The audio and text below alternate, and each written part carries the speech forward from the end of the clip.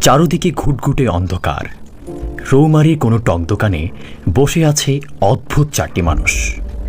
রাতের এই আমানিশায় সময় যেন কাটছেই না। সাঁঝে আলো ফোটার আগে খুলে বসল তারা গল্পের ঝাঁপি। এরপর গল্পগুলো ফুরালো। শুরু হলো তাদের উত্তরের পথে যাত্রা।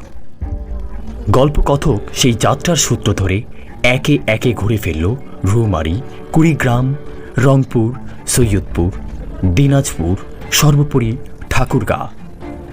গল্পটা উত্তরের। সেই গল্পের সাথে ছিল হাদি, ইসমাইল ও রাফি, আর গল্পকথক নিজেও। এখানেই কি গল্পের শেষ? না, মাত্র তো অর্ধেক পথ পাড়ি দিল গল্পকথক।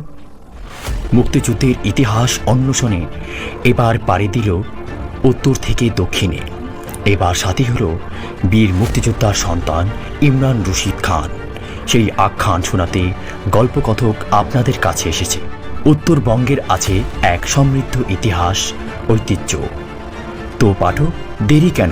শব্দের বুননে এবার তৈরি করা যাক উত্তরের পেঁচালি। আরও জানতে সংগ্রহ করুন উত্তরের পেঁচালি। বইটি লিখেছেন লেখক আশিক সারোয়ার।